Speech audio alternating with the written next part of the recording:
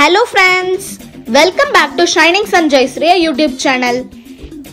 நம்ம சேனல்ல பல இன்ட்ரெஸ்டிங்கான வீடியோஸ் பார்த்துட்டு இருக்கிற மாதிரி இந்த வீடியோல நாம நகரம் மரம் பற்றி பார்க்க போறோம். இதோட உண்மையான பேரு Socrateaexorrhiza. இது பனைமரம் குடும்பத்தை சார்ந்தது. இதோட பூர்வீகம் மத்திய மற்றும் தென் அமெரிக்கா. இது அமேசான் காடுகள்ல தான் கண்டுபிடிச்சாங்க. பொதுவா இந்த மரங்கள் தண்ணி அதிகமா தேங்கி இருக்க இடங்கள்ல தான் வளரும். இந்த மரம் பொதுவா 25 மீட்டர், அதாவது 8 மாடி உயரத்துக்கு வளரக்கூடியது.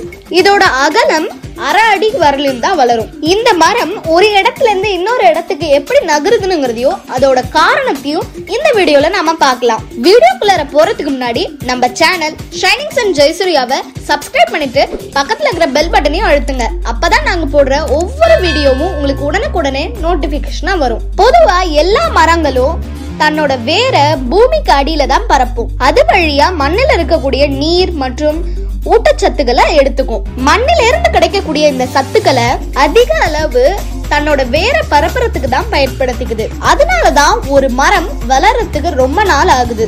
நகரம் மரத்தோட வேற அமைப்பு ஆலமரத்தோட வேற அமைப்பு மாதிரிதான் இருக்குது. இந்த மரங்களோட வேற ஸ்டில் ரூட் அப்படின்னு சொல்லுவாங்க. அதாவது தண்டு பகுதியில இருந்து வரக்கூடிய வேறு மண்ணுல பிடிச்சுக்கிட்டு மரத்தை நல்லா கிரிப்பா நிக்க வைக்குது.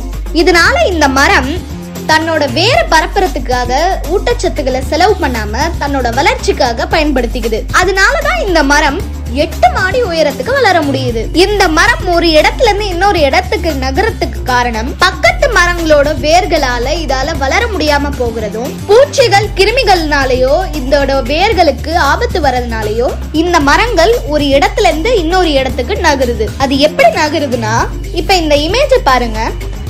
மரம் தன்னோட இருப்பிடத்தை மாத்தணும்னு நினைக்கும் பொழுது அதுவே தன்னால சாஞ்சு தரையில விழுந்துருது. விழுந்த பிறகு தன்னோட தண்டு பகுதினால வேர்களை உருவாக்கி மண்ணுல பிடிச்சுக்க வைக்குது. புதிய வேர்கள் மண்ணுல நல்லா ஊன்றிட்ட பிறகு பழைய வேர்களை காய விட்டுருது. அவ்வளவுதான். புதிய வேர்ல இருந்து மரம் நல்லா திரும்ப முளைச்சு வளர்ந்துரும். மரமும் நல்லா நீளமா இருக்கிறதுனால அதோட நீளத்தை பொறுத்து மரம் எங்க வேணாலும் ஷிஃப்ட் ஆயிக்கும். இயற்கையோட எத்தனையோ படைப்புகள்ல இது ரொம்பவும் வித்தியாசமா இருக்குதுல்ல. சயின்டிஸ்ட் டார்வினோட கருத்துப்படி எந்த உயிர் சூழ்நிலைகளுக்கு ஏத்த மாதிரி தன்னை நிலை நிறுத்திக்குதோ அதுதான் இந்த உலகத்துல தொடர்ந்து வாழ முடியும். இந்த நகரம் மரம் எவ்வளவு அழகா அத நிரூபிக்குது பாருங்களேன். இன்னொரு இன்ட்ரெஸ்டிங்கான வீடியோல உங்களை சந்திக்கிறேன்.